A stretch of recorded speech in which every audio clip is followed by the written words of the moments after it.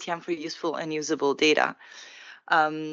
Thank you for joining. We have a few people in person, and we have also a few people online, so thank you.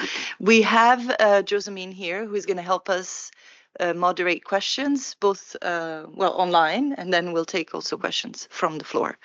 We will have some time for questions at the end, but if there is anything you want to ask before, do go ahead and raise your hand, or in person or virtually.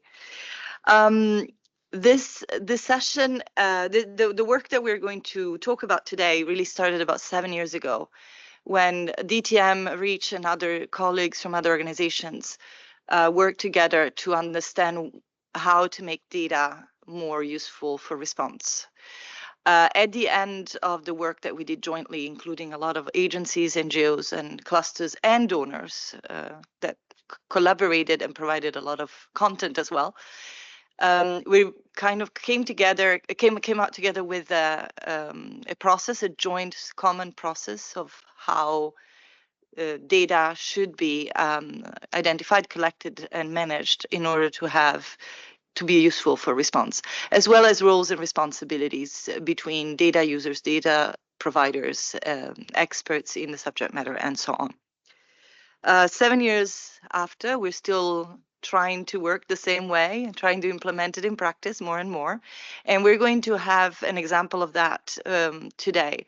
Today we have myself. My name is Daunia Pavon, and I work with DTM IOM as a consultant. And then we have Joe Slowey, who also works for DTM. He is the operations manager for the global team, and he has more than 10 years experience in the field on needs assessments.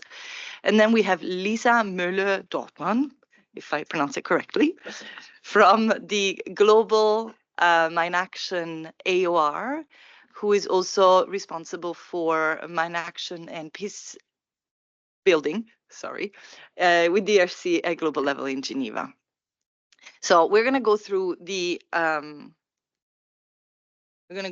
process through the presentation a little bit to explain the common shared process and the approach, and then we're going to hear how this has been implemented in the last few years with colleagues from the Mine Action. Good morning. So we're going to talk about who are DTM partners, just to understand what we're talking about when we talk about DTM and partners cooperation. What does DTM do? And then getting into the process and the shared approach, the roles and the main steps of the process. We're going to have Joe ask you questions, so be prepared. And then we're going to have the Mine Action example of how Mine Action and DTM cooperation in HQ, but also in the field, managed to get the data that were useful for response. Who are DTM partners? Because we use partners in so many ways, right? You hear about it, partnerships, and means so many different things. What we mean by partners is any agency, any UN agency, any NGO, any actor that uses DTM data or can use DTM data for their response, for their humanitarian response. And as you see from the slide, there are many, many possible potential partners.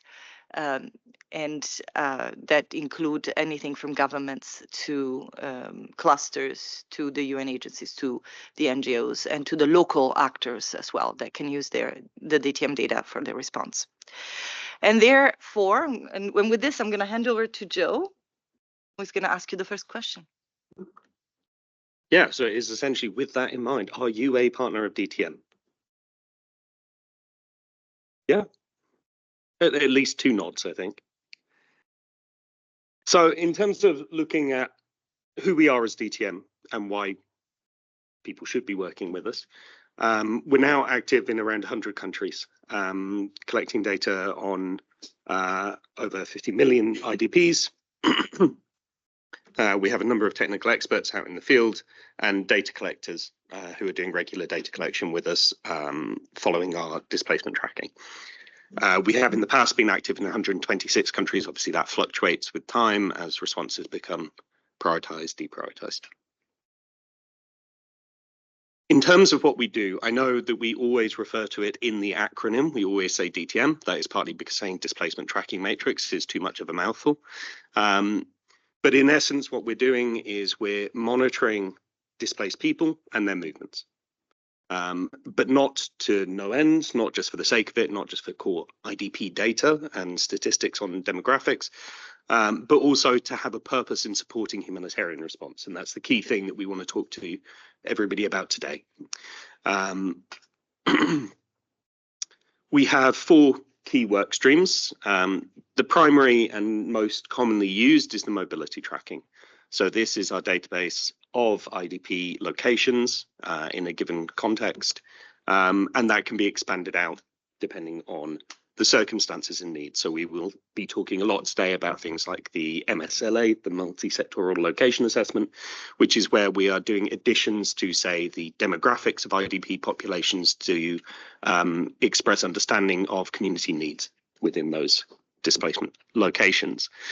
We then have flow monitoring, which is movement flows either within a country or between countries, and that operates usually at a regional level. We then have some of the more detailed builds upon the core IDP data that we produce, so things like registration. So that can include biometric registration of displaced communities or those communities that are seeking humanitarian responses.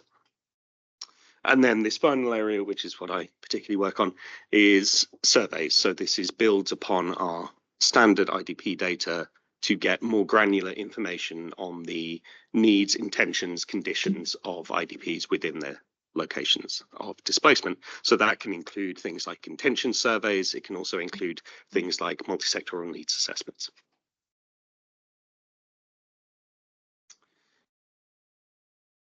When you're working with DTM in the field, there are certain conditions that they should meet and things that they should be explaining and very clearly stating with the data that they produce. The first and most important is the source and method. We have multiple sources that we might be using in different locations and for different methodologies. The core, if we're looking at the IDP baseline and multi-sectoral location assessments, is going to be key informant level at a location level. And we'll go into a bit of what I mean by location level in a moment. We can also talk about who the enumerators are. Are they short-term staff employed by DTM? Are they permanent staff members of DTM? How have they been trained? Are they partners from another organisation, or in some circumstances, maybe a government organisation? From this, and with other characteristics of the data we're collecting, we can explain exactly what can and cannot be collected from a given exercise. One of the key problems that we see is people either not understanding or sometimes us not explaining properly what data you can reasonably expect from, for example, a key informant-led data collection.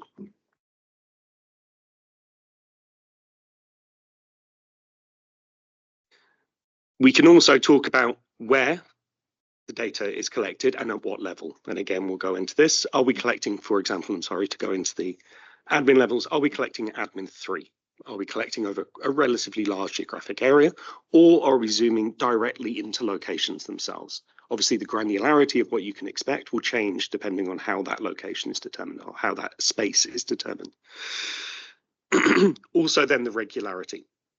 There are some countries, partly because of the complexity of operating, partly because of funding, where we might be doing a baseline gradually over the course of an entire year. So to cover the whole country, it will take us an entire year. And then we start again. There are other countries where we'll do it twice in a year, sometimes even more. In Sudan, for example, at the moment, we are collecting data on a monthly basis, or releasing data on a monthly basis. We're collecting on an ongoing basis. In terms of where you can find DTM data, we have a website where everything that is publicly available is published. That's dtm.iom.int.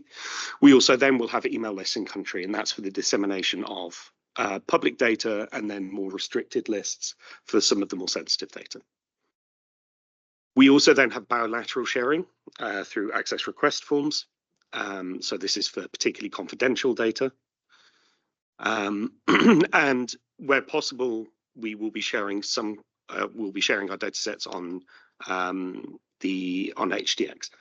That obviously is primarily publicly available data sets. We do also have more restricted data sets, for example, multi-sectoral needs assessments, which are very detailed household assessments, will usually go on HDX behind a paywall, but usually you can find our data sets on there.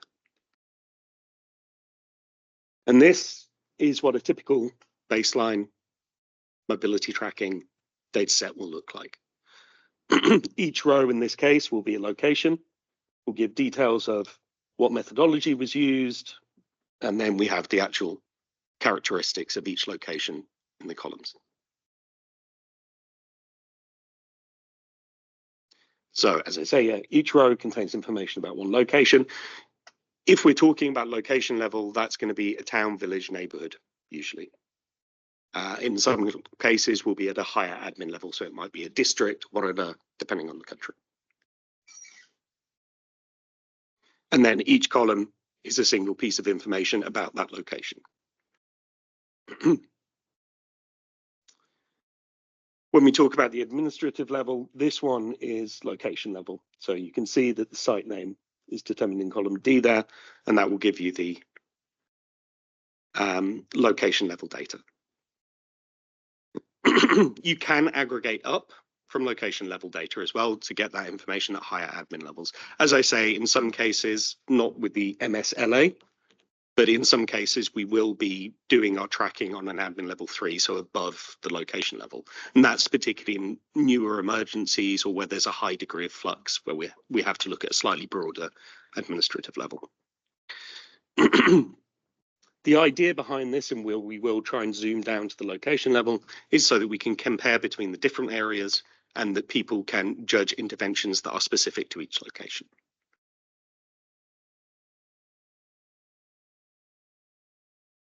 Okay, so in terms of what we share in terms of data, in the first case, we obviously come across particular incidents that require immediate referral. So this is disclosures that are given to enumerators during the course of data collection. And in those cases, we would be sharing directly with particularly protection actors to make a case referral. And that we would do during our data collection. Similarly, if we see something that requires urgent access, so for example, a high number of unaccompanied and separated children within a location, we would then share that with specific responders. And again, that would be done with the sectoral experts that are relevant, and it would be done during data collection. The next and most simple of our data sharing is the publicly available data sets. Now, that will usually be shared online at the same time as it's shared by email. Obviously, in some contexts where we need to seek endorsement, there can be a bit of delay, but usually that data is going to be shared pretty quickly, but it will be done after, obviously, data cleaning and processing has been done. The final element, which will also be shared after data cleaning and processing, is any confidential data that's relevant to share. So a key example of this might be a multi-sectoral needs assessment where we might collect data that would be personally identifiable. And then we would be sharing that with a much more restricted group of people on a need-to-know basis or through an access request. And this would be done again after data cleaning and processing. And now I'll hand back over to Dan. We're alternating so that it wakes us up in the morning. So I think if there is any question about DTM and how it works, do come in now or also at the end. If there is nothing, okay, I'll move to how do we work together? How do we make sure that we collect the data as DTM and data providers? We collect the data that partners need for their decision making and response. And this, just to clarify, comes from the work that we have done together with many other partners, and you've seen you can see it on the slides during the ground bargain, the work under the ground bargain about 7 years ago, trying to identify what is the best way to collect that information that partners need, but also identify that information that partners need. And so what we came up with was a series of rules of engagement, foundations, pillars, whatever you want to call them, starting from a common process to where we start, whether we start from identifying the decisions that partners need to make or whether we write the questionnaire first. And that's a good one to think about. We also looked at roles and responsibilities. What is DTM role? What is the subject matter role? What is the decision maker role in the process? And we also worked on the assumption that collaboration is a shared responsibility. So we cannot do this thing alone. Partners cannot do this thing alone. They need to work together according to the process and according to the roles and responsibilities we have identified. And then the last two beautiful images that you see down there on the slide are really talking about what is the right method and source of information for the information that we're looking for, and the fact that we do need to use a number of information from different sources in order to make up this picture that we sometimes call the data house. So we cannot rely on one source of information. As wonderful as we think DTM information is, it cannot be the only source of information for partners. When it comes to the common process, what we like to really communicate and start with is what I just mentioned before. Do we start from writing the questionnaires, or do we start from identifying what decisions partners need to make for their response? Anybody? Right. Do you know why? Or do you want to tell me why? I know you know why. Thank you. So our colleague in the room said, so we can collect the right data. Yes, because if we keep on going to the questionnaires first, as we have done for many, many years, and I'm guilty of it myself, it's very exciting to write new questions, but you don't know what you really want to know or need to know. So we do need to insist with partners that partners identify what they really need to decide first. And only at that point, identify the information they need but don't have after they look at what information is already available. Then we look at the methodology to collect that type of information, and then only then we start designing our tools and data collection, questionnaires and data analysis plan.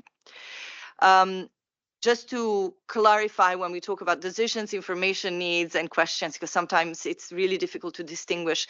This is an example. It comes from GBV because we have a particular challenge when it comes to protection-related decisions.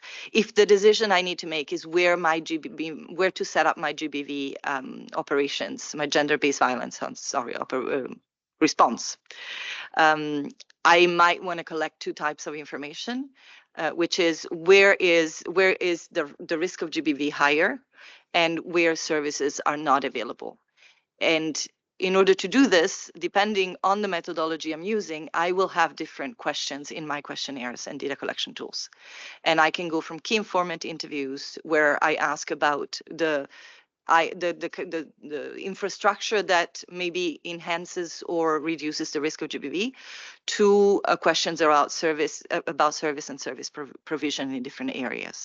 And therefore, then I can analyze this type of information together and decide where to set up my GBV service, for example. So that's what we mean by decisions. It's a decision linked to a response, and that's what we mean by information needs, and then questions. Mentioned this before, we do believe and we do know that data come from different sources and have to come from different sources, because if we ask things at a key informant community level, we will find out about certain things. And if we ask things in a focus group discussion with women or with persons with disability, the type of information we get is completely different. And we can go into examples if you want to provide some at the end of the session, or if you want to ask any of that at the end of the session. One thing that is very important is what is the role of the data provider, in this case, DTM, and what is the role of our partners, the data users, when we work together in this process. We do believe there is a complementarity in our collaboration.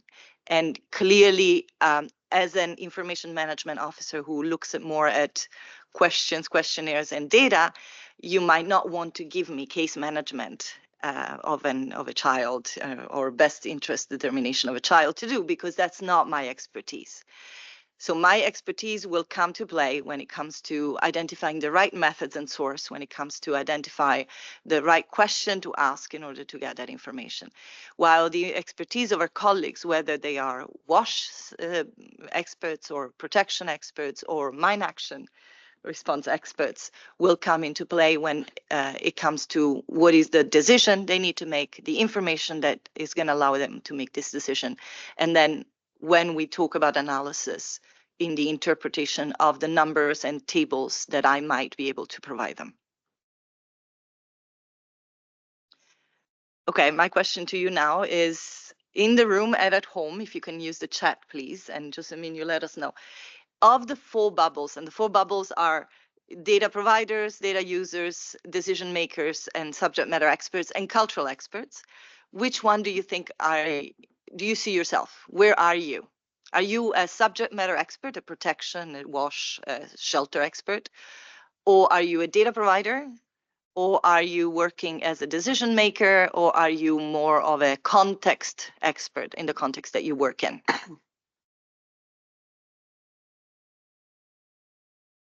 There is a data provider in the room, yes? 2, where do you work? Data scientist, and you? Flowminder, okay, excellent.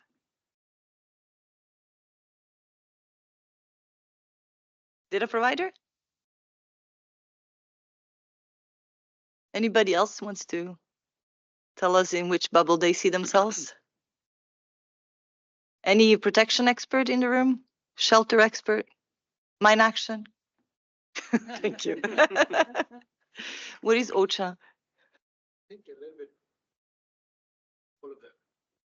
Yeah. Yeah, and that's important because some of us are really in more than one bubble, right?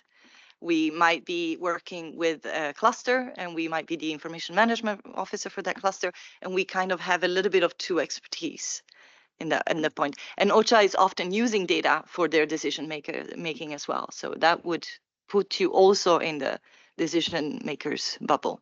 Good. Do we have anything from the chat? We don't. Okay, cool.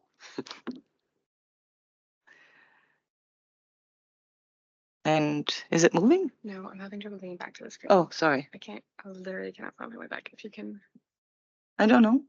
Let's see. Sorry, technical challenges. Here you go. Maybe no. All right. My bad. Let's see here. No, I am Is projecting. it not? It's the other. It's the other one, maybe. No, it's this one that's projecting. Okay. Right. Okay. Can you see it? Yeah. No? Yeah. That's good. As we said, one of the pillars, and the last one I'm going to talk about today, is that this is shared responsibility. So as somebody who likes dancing would say, it takes 2 to tango. We cannot do this alone. And the process and the roles and responsibilities we just went through are really about how do we collaborate together? How can this really bring you or bring the data users the data they need? DTM does provide data to a large humanitarian community. The DTM is in that sense very much a service provider. So it provides the data to a large humanitarian community. However, when we work with DTM, we also need to remember there is one DTM office, bigger or smaller depending on the funding and the country, and there are lots of partners. So it does need to have, we do need to have a way we engage, but we also need to rely on partners' willingness and initiative to engage with DTM in countries. And with that, I'm gonna hand over to you. Let's see if the clicker works. Yeah, It does. In person. Oh, sorry. Thank you. Either in person by shouting out or on the chat if you're online. We want to know with the next few slides or just a couple of scenarios whose responsibility these actions are. Does it fall on us? Is it partners, particular types of experts? So, whose role is it to identify decisions and information needs? Anybody want to shout out? Not DTM. The partners. Everybody agree? Yeah, absolutely. And why? They need to define what decisions they need to make. You know, leave it to DTM to assume.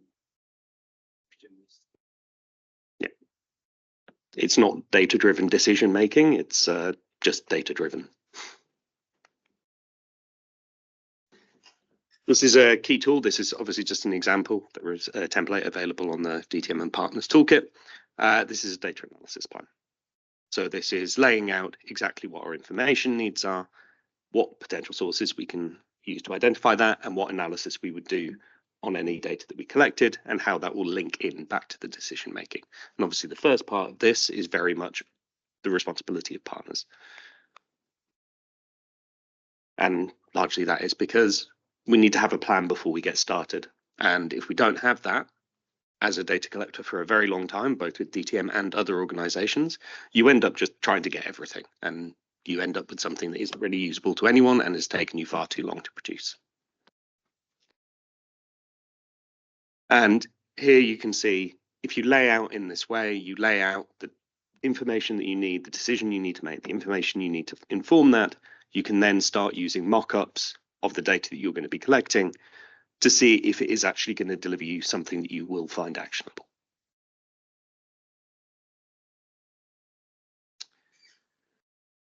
One final thing on this, it's not just about decision makers, but it's also about making sure that there are cultural experts who can then inform our data collection to make sure that we are not putting people at risk.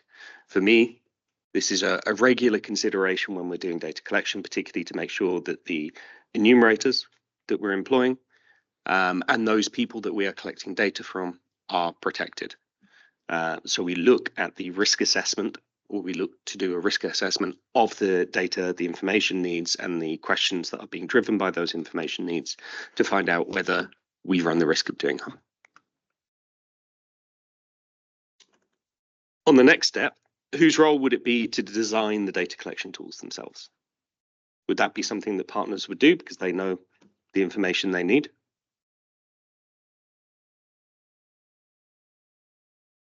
Anyone? The DTM with quotations from the...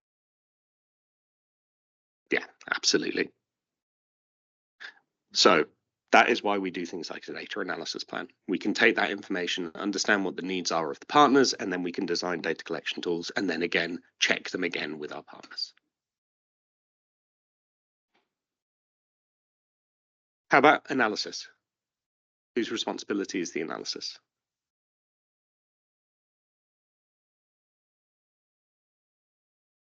DTM here? Anyone else? We do have prices at the end. No, that's not true. We've got both coming in and DTM from, hi, your data is online. Yeah, so it depends on what type of analysis is being done. There are levels of analysis that we can do as DTM. There's some basic descriptive analysis that will probably be done in-house, but usually for more relevant analysis or more detailed analysis, we would need to bring in partners. So in terms of descriptive analysis, yeah, that's fairly straightforward for us to do. But when we're looking at explaining, so why is something happening? That might be something where we go to either sectoral level specialists or cultural level experts. In terms of interpretation, similarly, we would be going to people who have expertise that they can contribute to this process. In terms of anticipating what is next, I would not necessarily expect a DTM IM in Darfur to be able to forecast. That is something that's probably going to rest closer towards OCHA, to the clusters, and to cultural experts. In terms of suggesting a response, that is very much not something that we should, as DTM, be doing. And then the decision itself, that again is something that has to rest with the decision makers. So as I say, the first part of the DTM will be having more of a role in. Once you move up that decision-making scale or that analysis scale, that's where the partners are going to become more and more critical. One important thing to state about this, it's really important that you do this, you define this, who is going to be analysing, what type of analysis is going to be done. That should be part of your data analysis plan. And it should be done before data collection. Otherwise, and we do see this quite a lot, we do a lot of work as DTM, producing this very detailed data set, collecting tens of thousands of surveys. And then at the end, nobody's really clear who should actually be doing the analysis on it or how they're going to use it.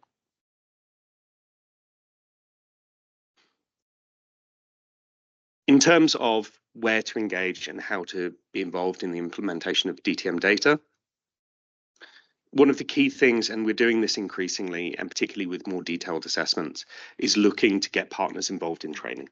And this is something that I've done myself in the field with Mine Action colleagues. We also do it particularly with protection colleagues, health, and so on. Getting those sectoral level experts in the room to teach and talk to our enumerators is really critical to make sure that certain questions can be asked. The second is making sure you have a plan for data sharing. This is particularly true if you are expecting to need data that might be confidential. To make sure that we're not coming towards the end when you really need the data quickly, but we can't really share it with you because we haven't agreed a plan for doing so. Third is sometimes I think that we publish a report, we publish a data set, it goes into a void and we don't necessarily have the opportunity to talk to people about exactly what the data means. Now that has several negative consequences at times. The first is from our side, we're not sure exactly how our data is being used. And that means that we can't improve processes in the future. The second is it really benefits your analysis if you're able to put up some slides about the descriptive findings and get people to explain to you what they think that means. And then tip 4, as we've gone through, we all have different competencies. We all have different skills, experiences, and respecting where your competency starts and ends makes this process so much more effective for everyone. With that, Do we have a comment? if there are no comments or if there are any comments, if not, the moment the grand bargain is mentioned, I will hand it over to someone else. I just wanted to maybe talk a little bit about why we really encourage the conversation between DTM and partners when it comes to explaining the data.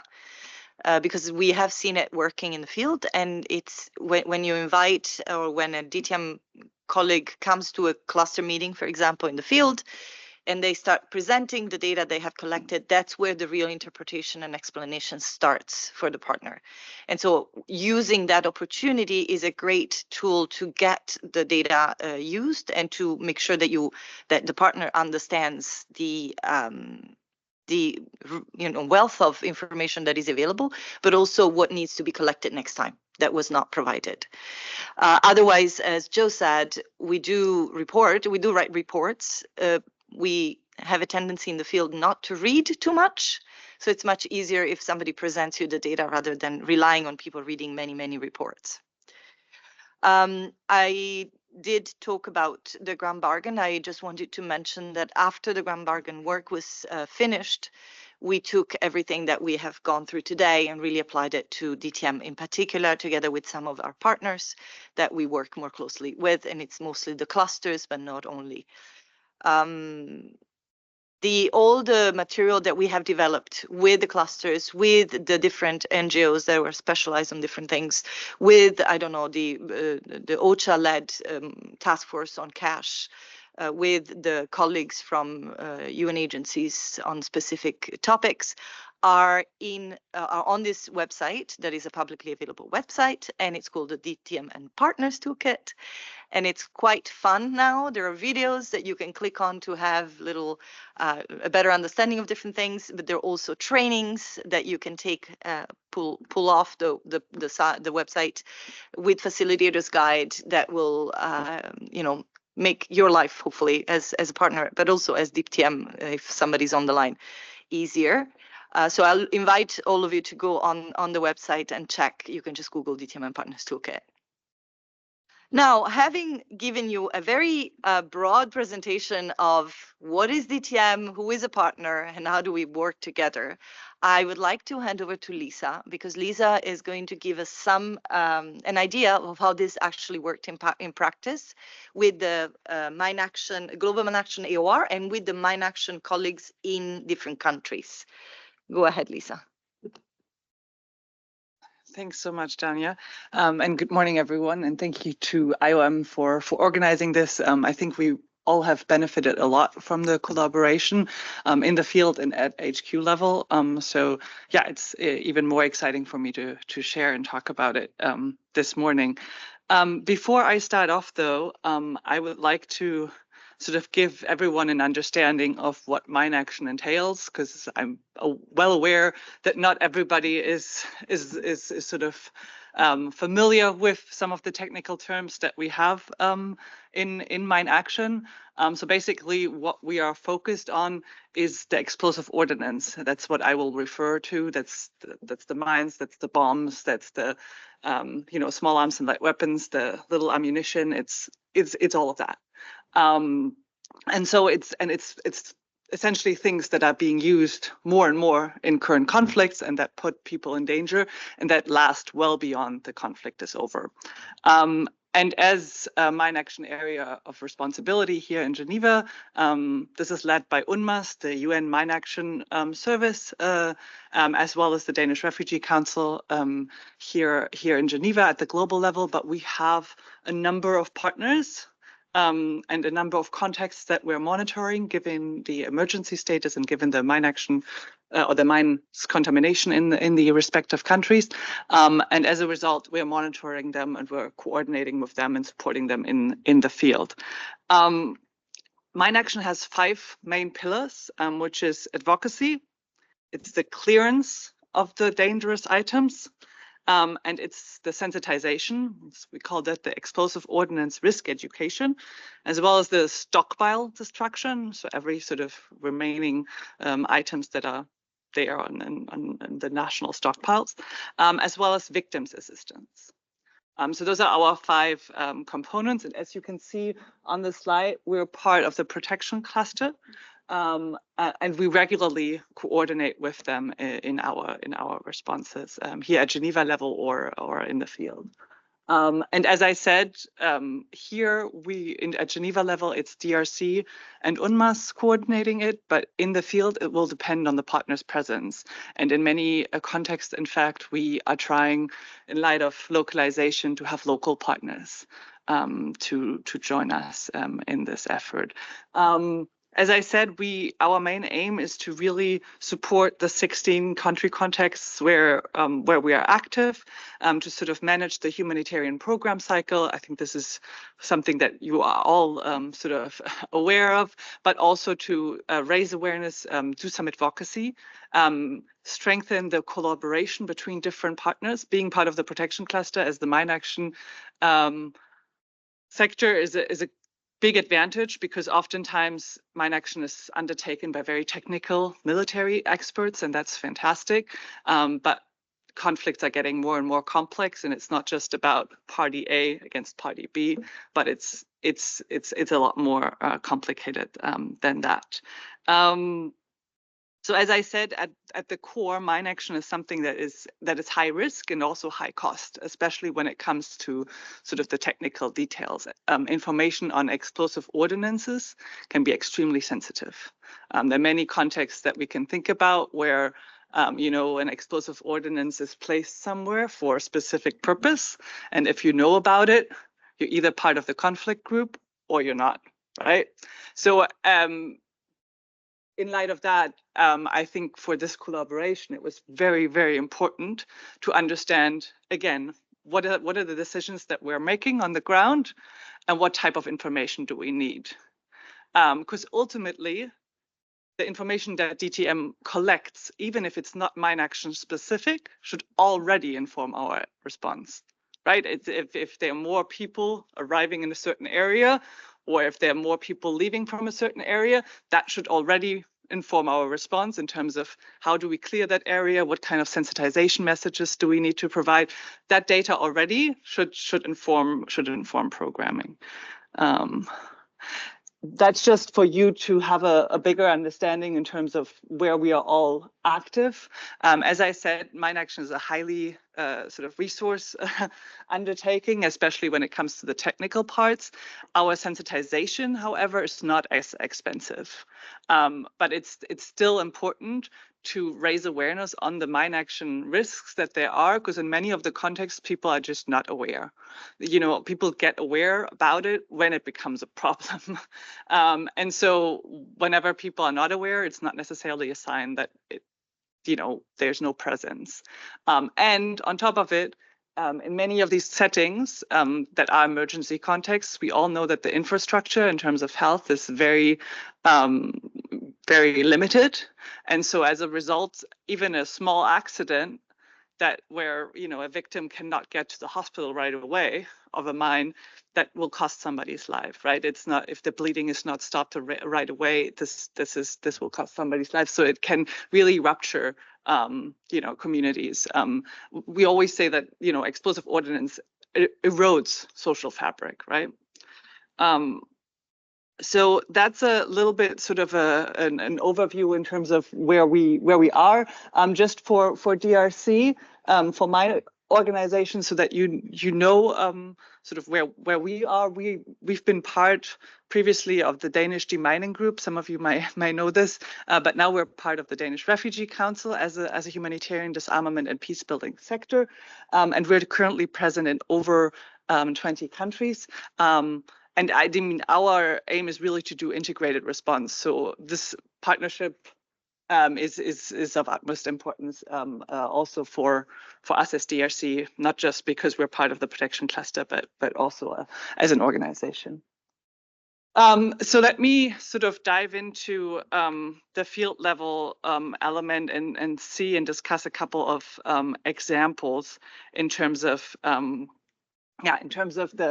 what we have seen in the field. I will go into Ethiopia, Mali, Nigeria, and DRC. And as I said, for Mine Action actors, the main point of contact are often the national authorities, right? Because we are connected very well with the national mine action authorities in countries. These are the ones that will give us some of the so-called task orders. They'll tell us, okay, go to this area or go to that area. In many contexts, however, these national authorities are either don't have a lot of funding, or they, because they're part of the government, they may not give you all the information. So again, as crises get more complex, there's a high need of increased amount of data. And in many settings, the first person that we hire is not necessarily a data person or a sensitization person, but somebody that can actually assess an item.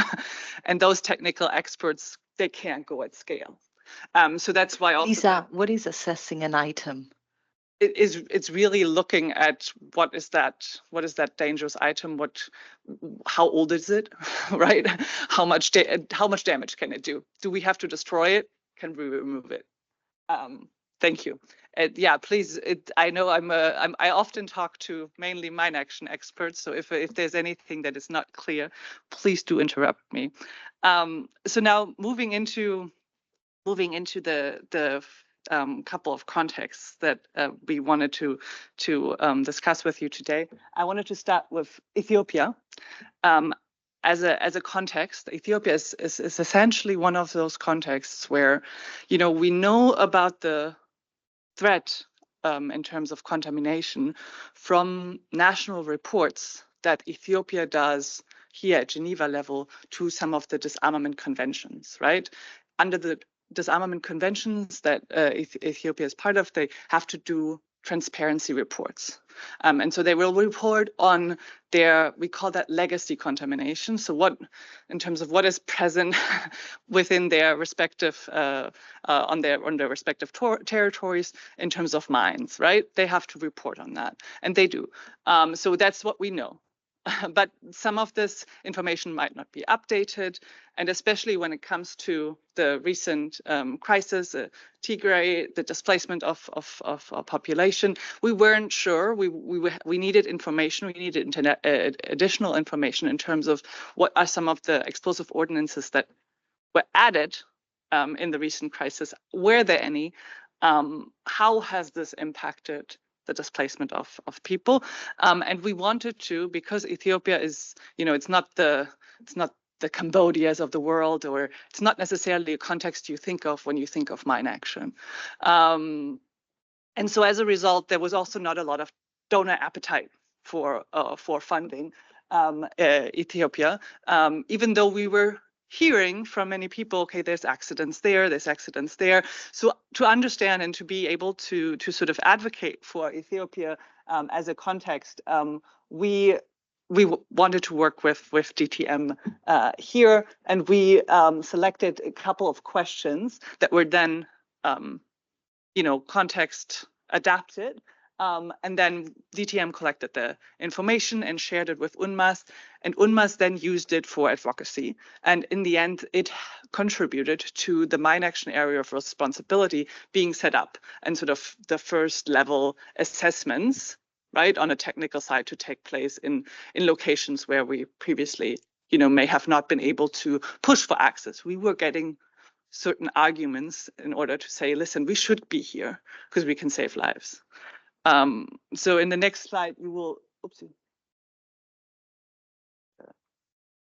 Too quickly here, we have, oh, I thought we had questions on Ethiopia, but there was a set of questions that we had in the previous example. Anyway, it's not in this slide anymore, but we were asking a couple of questions in terms of, have you seen something in your respective area, right? Is there an item that you have seen? Have you received explosive ordnance risk education? Those are some of the questions that are very, very relevant in order to adapt our response.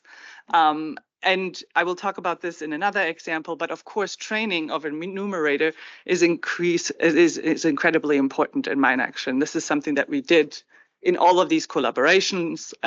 Training on explosive ordnance risk education was a precondition for people to even start asking these questions. Lisa, may I? I think just one additional thing. It wasn't a one-way partnership. Our enumerators were made aware of the risk they would face in the field, very importantly, by this collaboration. So working together is not just DTM providing data to mine action. It's been also mine action helping enumerators to stay safe. Yeah, and I think that's very, very key. I think very often, especially in contexts where, explosive ordnance is a new thing, or it's something that people are just not as aware of. Again, you become aware of it when something goes wrong, right? And especially for people that go into various areas which are very remote, very little access. It's like, I think in almost any context, explosive ordnance risk education is key. And I mean, as we've often discussed, it's life-saving. It's always life-saving. And it's something that needs to be regularly repeated. We have international standards in terms of how often these sensitization exercises have to take place. And so it was very important for us also to collect information about how often other communities had received explosive ordnance risk education. So now moving to Nigeria, there again, I mean, I think some of you may have heard in Nigeria, one of the issues that Nigeria is facing is the threat of improvised explosive ordnance. So that's a newer type of contamination, and it's particularly hard to respond to because it comes in different shapes or forms with different sort of very sort of everyday life items, so to say. And so we needed to understand how much are the communities actually aware of this, and how much have we reached with our explosive ordnance risk education. Contrary to Ethiopia, in Nigeria has been a place where, explosive ordnance risk education has been provided in many parts, but, have we reached the relevant areas basically? And so that was something that we wanted to understand. And in contrast to Ethiopia, this helped us adjust our response, right? We didn't have to necessarily raise funds, but we had to understand, okay, where do we have to go in addition to this? Because some of these improvised explosive devices, they just pop up, so to say, right? It's a very, there's videos that you can find in terms of how to make them. And so it can be sometimes very targeted, but sometimes also quite random. So that was very helpful, that collaboration, in order to really know, okay, where do we provide explosive risk education, but also how, and how do we maybe adjust our questionnaires depending on who's the most vulnerable. And you can see in the next slide that it really helped us to understand, where to whom and when the accidents happened, right? And that again is important, because you send a different sensitization message to a boy than you design it to a farmer or something like that. So you will see here in the next slide that we have used different types of safety messages, right? We've used billboards, face-to-face, radio, things like that. So, this also indirectly helps you to understand which is the most effective message. Even if DTM may not ask questions around, oh, which method have you received EURE in? We may have that information as mine action. We know that we've provided it in that way. And so given that people remember that they've received EURE, then we know, okay, radio messages may be a relatively effective tool. And I think you can see the two different types of methods here in the pictures that we use, depending on the age of participants. All of our explosive ordnance risk education sessions, they're gender and age friendly, right? And so it's there, but there's different pictures sometimes that you can use depending on what the national authority will allow you to do. So again, if you have a good understanding. I think we have somebody online that whose mic's not muted.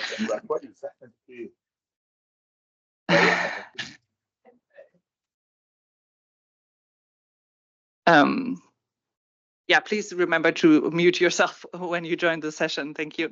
But yeah, I think it's these being gender and age sensitive in these sessions is extremely important. But it also can help you if you understand where your vulnerable groups are, to advocate with the national authorities that you can use, for example, a more diverse set of pictures, so that you are, actually reaching the most vulnerable population. So now, moving to the example of Mali, there we were able to see, or to assess and to better understand, that explosive ordnance doesn't just impact people at their destination, but also in their areas of origin, right? So there's really along the displacement routes, and there it's also linked to the fact that, again, enumerators, with the ways that they are sort of doing their surveys, they have a much larger reach than our technical experts, and that helps to understand prioritization and response. And again, I think, as Daunia said, working in silos is never the most effective way of doing things. So this can raise awareness. Even the mere presentation of a DTM tool in a protection cluster, in a mine action cluster, can raise awareness that this data is out there, and for mine action expert, that they should use that data as part of their desk reviews and the so-called non-technical surveys that we do. And then lastly, moving to the example of the Democratic Republic of Congo. This is a very interesting one, because we were actually able to use particularly the certain geo coordinates, and we worked a lot with women's specific women enumerators as well. 25% of the enumerators were women. So I mean, we were able to reach then also through the questionnaires a much broader set of people that we may not always get, because of course, while we aim for a high gender balance in mine action, that may not always be something that we have at field level. And so it was very important to have that in place, and to have all teams be trained on explosive ordnance risk education, and it's key because women are so impacted by displacement, and so we need to understand their sort of risk behavior essentially. And I mean, I think my colleagues from DTM will be able to go into this in more detail. But of course, for us as mine action experts, geolocations are extremely important, but they're one of those like confidential elements of information. So it's not something that will get out there, but that is, from what I understand, sort of hidden through, there's these place codes that we've used in this regard in order to make sure that it stays confidential, but that it can still inform our response as mine action for planning and for the respective resource mobilization. But I think this also speaks to the potential of some of this data for visualization, right? And for raising resources and advocacy. So those are the 4 examples that I wanted to share with you all. And yeah, I think at the end of the day, there were really 3 things that were key in the partnership.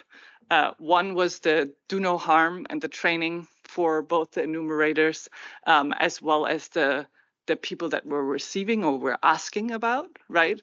It doesn't, again, our response can be adapted even if we don't have a mine action specific question as part of DTM. There's a couple of question examples in the toolkit. But again, they have to be context specific, and not in all contexts do they need to be used. Again, I think you only need to collect data when you're actually going to use it, right? And when there's a gap. So that's a key point. Do no harm in terms of the enumerators, but also in terms of the communities. The other one is really only to collect only the information that you need. That's the second point. And the third point is really to keep that collaboration a two-way street and to adapt as you go, and to make sure that all the different sectors are aware. So I'm looking forward to some of the questions that you may have. And yeah, it's been great to have this collaboration. I'll hand it back over.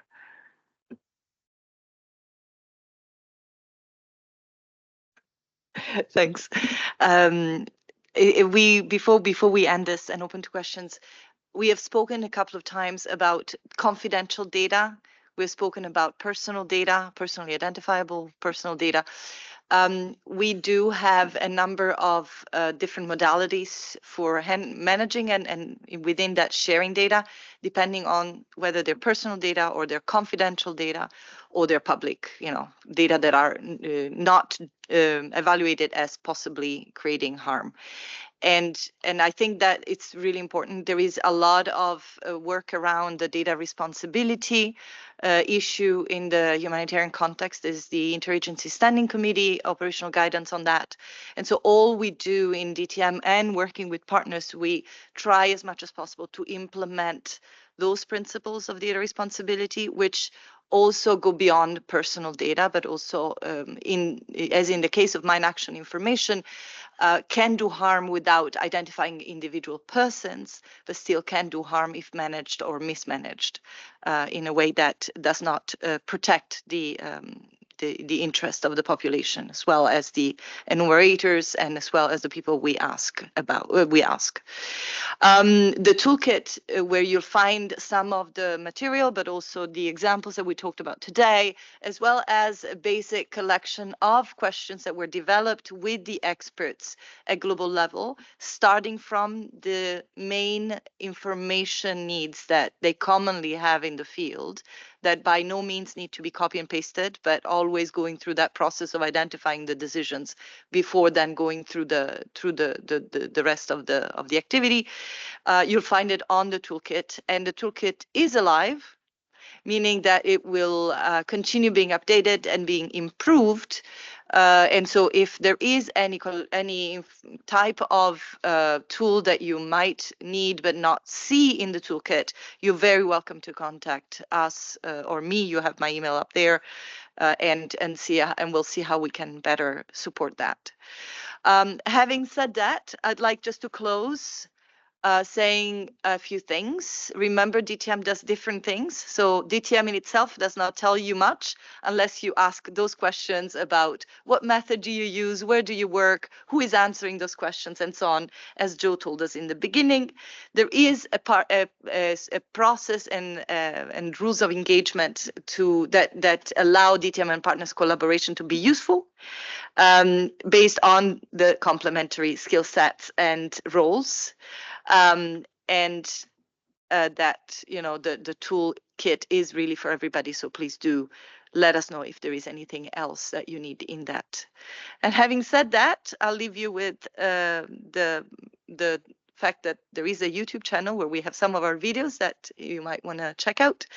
The presentation will be uploaded on the HNPW website, and you can always have it as a reference. I would like to understand if there is anybody online or in the room that would like to ask questions. And if you want to comment, yes, please. Can you use the mic so that the colleagues online can also hear your question? And colleagues online, please do write your question in the chat or raise your hand. Yes. Hi. Thank you so much for the discussion and the session. I guess part of my question was all answered by the DRC example that you gave, but I was wondering at how much do you use GIS data, and if you can provide like more granular level information, and if so, how can you, or what are the limitations that you find in your analysis, especially dealing with populations that are in remote areas, and given the size of the population? Yeah, I'm particularly interested in knowing that.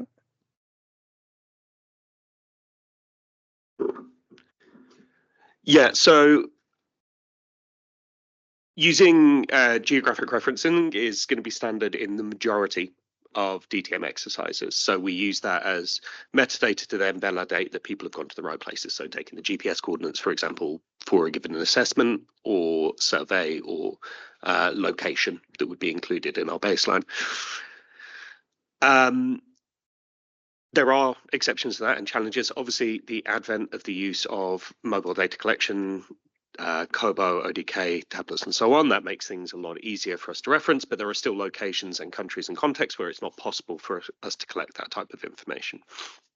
Although those are thankfully fairly rare now. In terms of challenges, the first is the obvious one, is the data protection concern. So not so much when we're collecting at community level. That would be fairly common for us to release the GPS coordinates of the site we're going to. But if we're doing household individual level surveys, then obviously a GPS coordinate is then an identification possibility. So we have to be a bit careful with that in terms of both the storage and publication of that data. The other, and I may be going too much into the weeds here, I'm afraid, but we've talked a bit today about locations, and we record in most cases locations as a single point, but they're not a single point on a map. An IDP site covers an extent. It might have 200 IDP sites within the immediate vicinity of it. If you are in Danila in Mogadishu, there are thousands. Also, we might be looking at a neighborhood, which may not have an administrative boundary that is clear. And in those cases, we're increasingly trying to push towards polygon data collection. Now, this would mean literally we are just drawing the point of the extent of the area that we're referring to. This is something that has been a bit of a challenge in the past because you would usually have to do that on paper, and then you've got to find a way to transcribe that and upload that and incorporate it within your geodatabase. There are new functionalities on ODK and Kobo which allow you to draw that directly onto a phone, so we're using that relatively regularly now. The other is then, is validation that people are going to the right place, right? So you say, we went to IDP site X, we did this data collection, here are the GPS coordinates. The next time we do the assessment, the GPS coordinates are 2 miles away. How do we incorporate that into our data collection? And again, increasingly, there are tools that will enable us to do that, so we can check the distance of a current survey from a previous survey to double check. Yeah, just to add maybe on the example from the Republic of Congo, something that I hope got across, and that we of course wouldn't do in a key informant interview, is that we won't ask people in terms of what's the geolocation for this explosive ordnance item. That kind of question would sort of enable people, or could incentivize people to go to these locations, which is something, of course, that we want to avoid. So here the question was rather, we were using that information that you just referenced, the sort of metadata of that location, and we were asking, is there anything here and near the vicinity? And that already helped us to sort of be better in our response and be able to then respond directly. Again, I think everybody that has been in the field knows that these kind of questionnaires can sometimes set wrong incentives, or, again, not all questions that were asked need to be asked. We can retrieve information indirectly, and it can inform our response nonetheless, and especially with mine action, explosive ordnance elements, it's sometimes people will not be aware what type of item they have seen. They will misidentify a piece of metal for a mine or something like that. So not all of this information is useful. So yeah, it's very, very important to be very context specific in those cases, and really only ask the questions where you will use the answers to. And just to add one more thing that's really important, and thankfully is something that we do quite a lot with OCHA, is also making sure that we don't work in isolation when we're talking about geographic boundaries. So as an example from the last couple of years, if for those of you or anyone who has worked in Somalia, Somalia has only 2 admin boundaries that are official, part of the CODs. But people are obviously going into much more detail when they're planning their operations. And so IOM, UNHCR, OCHA, Breach, and a number of other agencies have worked quite closely together to make sure that when we're disaggregating new operational zones, catchment areas for the CCCM cluster and so on, that we're all sharing that information and making sure we understand where that space is, to make sure that there is a shared understanding of the geographic areas that we're looking at. And just to spell out the acronym, CODs is Common Operational Data Sets. I think if you are not familiar with that, there is OCHA's website on it. So I think it's something we remember. And that's also why we use a P code to make sure that we link exactly to the specific data sets in our Excels, because that's what we actually share online. Those are, as you saw, Excels. The idea is that everybody in the humanitarian community, thanks to that common operational data set, can then use that data and overlay different information from different assessments on that location. Thanks, Joe, also because you mentioned the issue about how geo references can actually impact data protection, especially when we go beyond the location level. I just wanted to maybe add on to what Lisa said. It's interesting because sometimes in the 7 years we worked with clusters and other colleagues, we always need to make sure that we understand up to which level DTM data can help and where then other data are necessary. And for example, when it comes to mine action, it's really important to understand that we do not have enumerators that are mine action experts, even if they get a training. Thank you for that. So they will be able to ask questions to key informants who are not mine action experts either, that key informants can answer. Then everything else needs to be taken and continued by the sectoral experts. In this case, what we usually do is we provide that information to mine action colleagues, but then a non-technical assessment and then a technical assessment by mine action colleagues will have to then be done. And so often the data, you can use the data to identify, for example, areas where this seems to be an issue, but then you need to have the technical experts go and do it. We have the same thing. We have data on, we have the same thing on child protection. We have data on unaccompanied children, but it's really difficult to get that precise information. So what we do is that we don't even share that online usually, but we hand it over to our child protection colleagues to go and verify. We treat that a little bit like a red flag. So there are lots of ways to use the data, but we need to remember that that needs to be complemented by more specific and sector-specific data sets as well.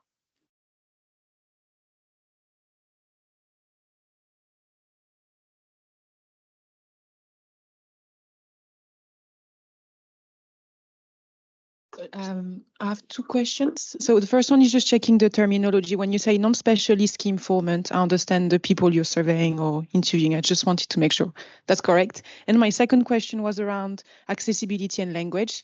So how do you make sure that the people you are interviewing or surveying understand what you're saying, whether they're deaf or blind, like do your enumerator read the questions, for example, and also in the language, do you translate your questions, and how do you do that? Do you have DTM specialists or do you work with the in-country partners? I'm just very detailed, but I'm very curious about the approach. Thank you.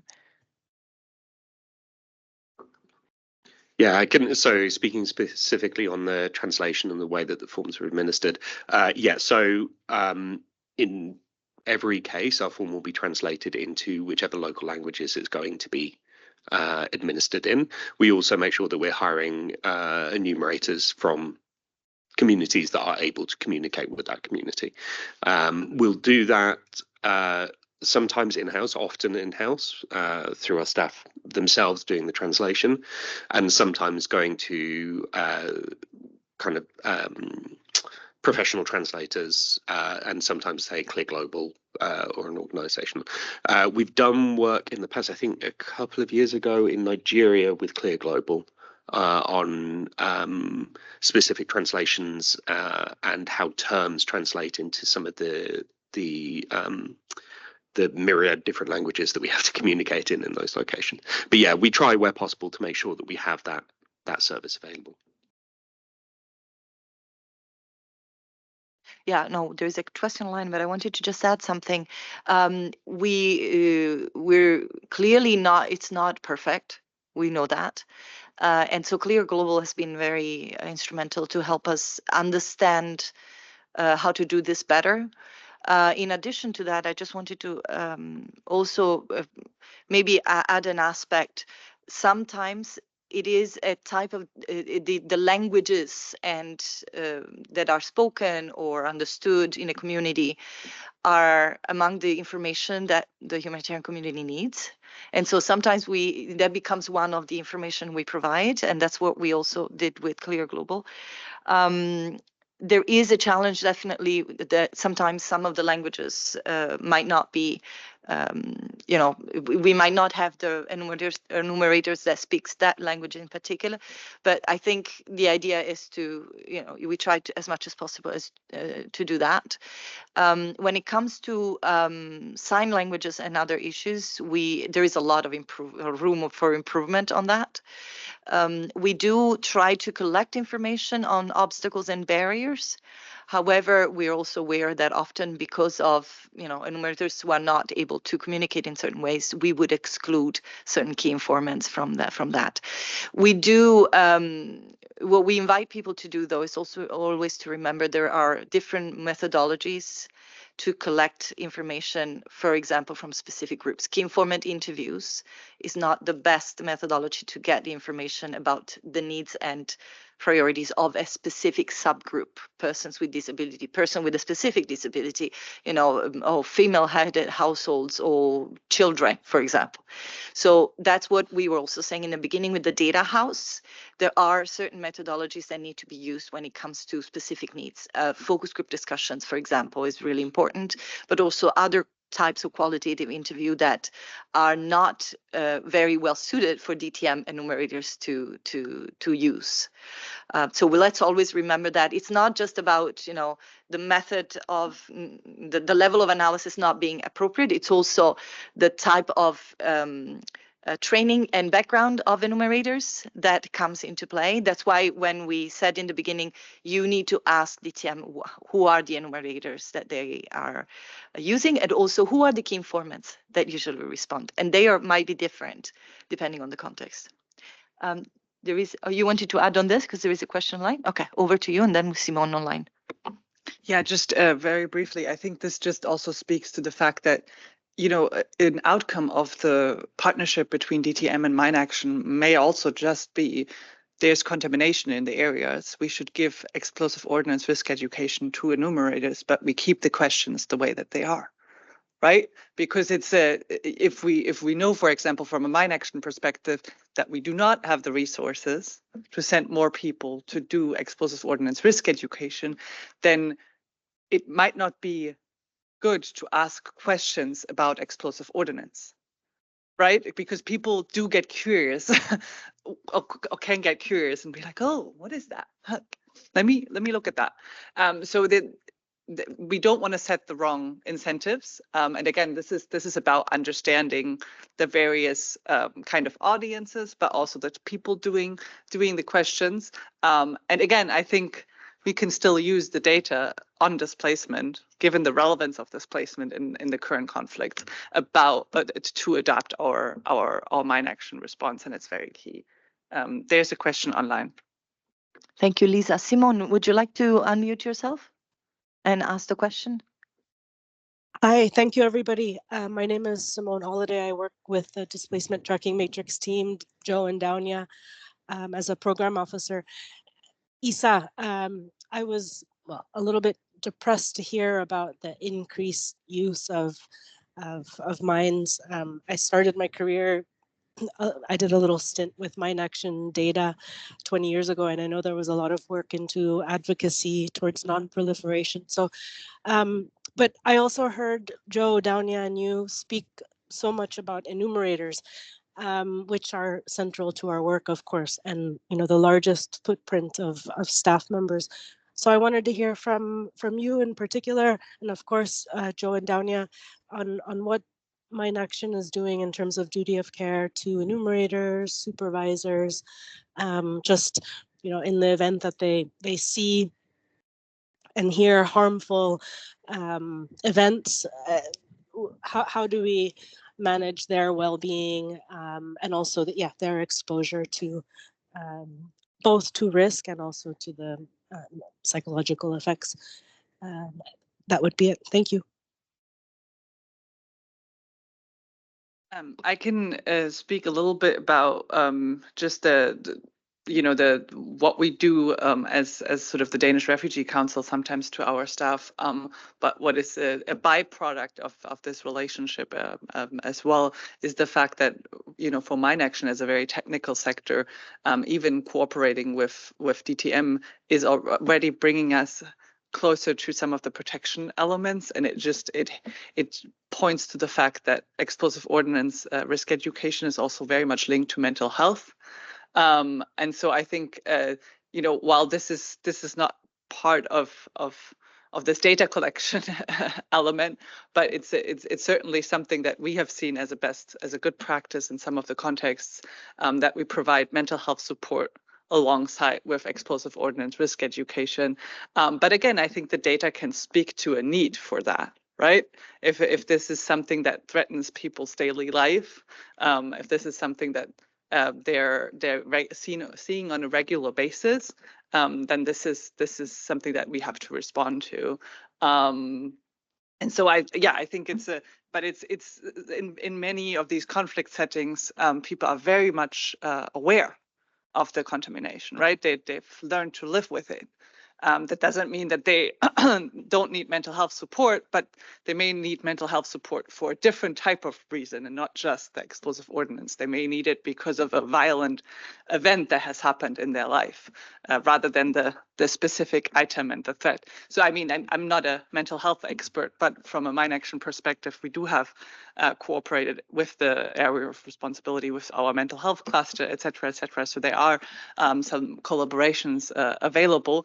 But I think there's more and more need to sensitize people that is a linkage that is actually beneficial and will make our operations more effective.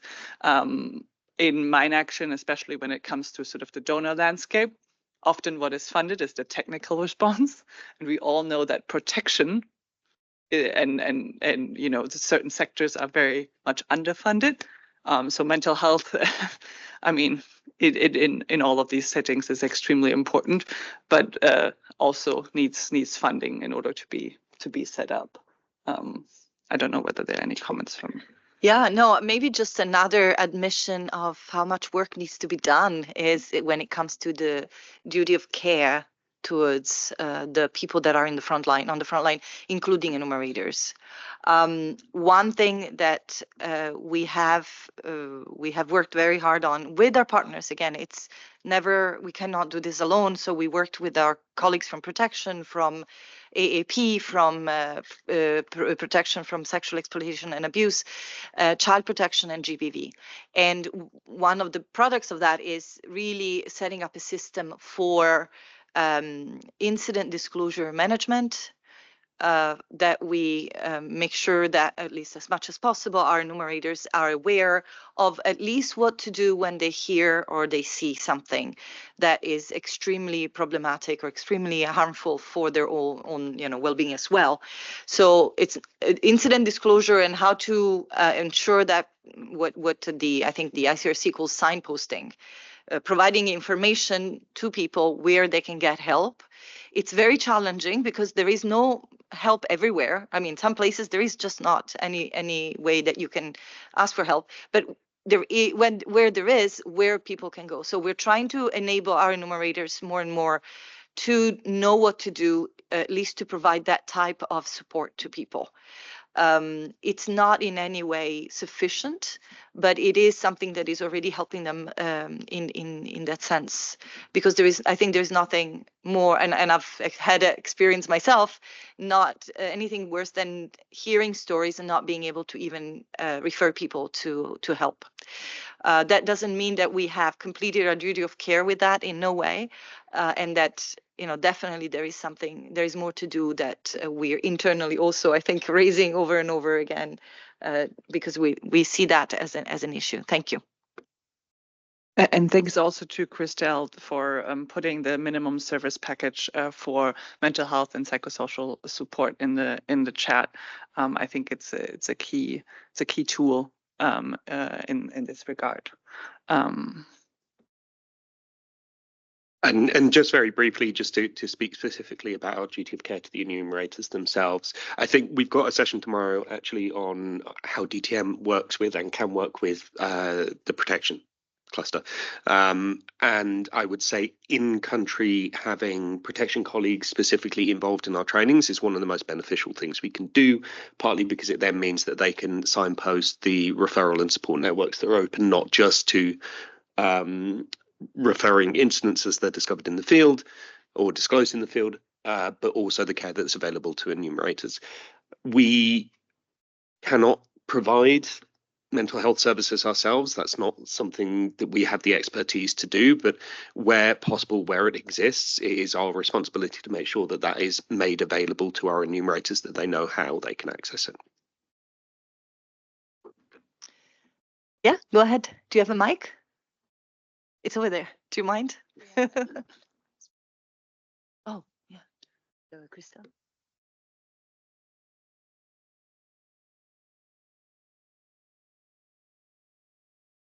Is it on? Okay. I was just wondering if you're thinking or in development of an API for your data to use. I know HGX yesterday, they presented Happy. So I was wondering if you're also like, developing something with them or.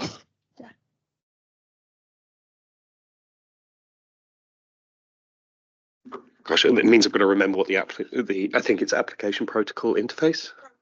Program interface.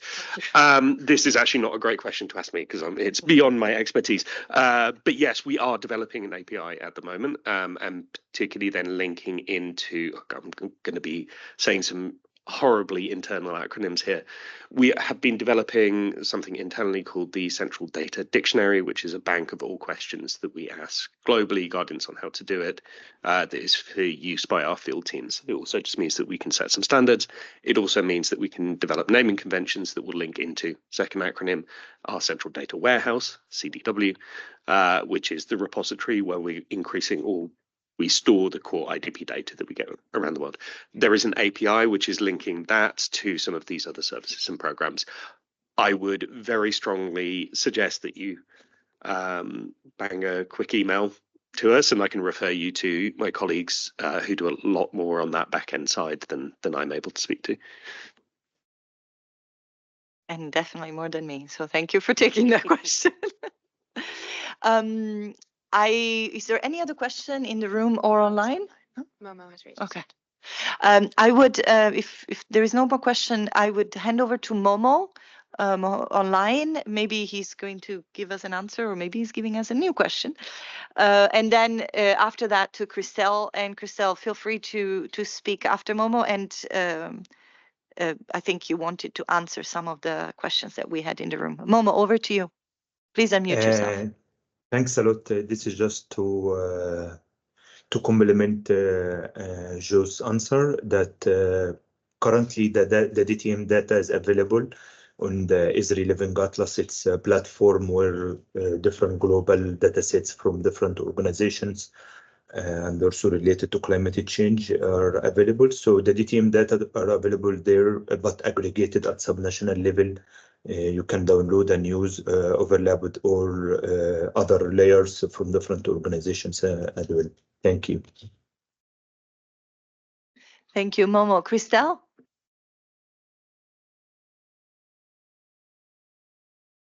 Good morning, colleagues, and thank you very much for an excellent presentation. I just want to thank my co-coordinator, Lisa, for presenting today. Thank Donia and the IOM DTM teams for working with the Mine Action AOR over the past 4 years, building tools and then, supporting the implementation in at least 4 countries that we've highlighted, but also there are other countries, I think, that are discussing possibility of implementing this collaboration. But I think it's been very beneficial with both of us and taking advantage of our comparative advantages. I wanted to come back to the MHPSS question. Definitely for the Mine Action AOR, mental health and psychosocial support is incredibly important, not only for the direct victims of accidents, but also for the communities affected and then for our staff, because there are also accidents and a lot of stress around, the proximity to these lethal devices. We also have a number of colleagues who suffer from post-traumatic stress disorder after, being shelled or working in extremely delicate, dangerous environment. So we cannot underestimate that. Now, we work extremely closely with the MHPSS reference group, I don't know if you are aware of them, but they have 65 member agencies, 21 observer agencies. They're co-chaired by IFRC and WHO, and they really support country-level operation. They have 60 technical working groups around the world. They deploy such capacity. And so for us, this partnership is incredibly important. And lastly, I wanted to say that WHO is in the process of updating a multi-sectoral MHPSS assessment toolkit. And they've actually asked for our inputs. And this is about, doing joint assessment on the MHPSS needs and mapping. And I think it's really important that the DTM is also part of this conversation. So thank you for highlighting that. Over. Thank you. Thank you, Christelle, as the co-coordinator for the Global Mine Action AOR. Thanks, Lisa. Thank you for participating. Thanks, Josemine, for our technical support. And thanks, Joe, for the presentation. I think a lot of the questions that highlighted what other work needs to be done are probably the greatest outcome of this session. Thank you for that. Do remember that we have all these resources online that are public, and we'd really encourage everybody to use them, but also to give us feedback. And do feel free to approach us later by email or in person. We're more or less here the whole week for any type of questions, but also ideas for new collaboration. And with that, thank you, and hope to see you at the next session we're giving, which is tomorrow at 11 o'clock here. And it's really how it's about how data and analysis for protection can be done. We're doing that with the Global Protection Cluster, with the Global AOR for Child Protection and GBV, as well as with REACH, which is one of the other main data providers in the humanitarian system. So looking forward to seeing you there. Over. Thank you, everybody. Thank you.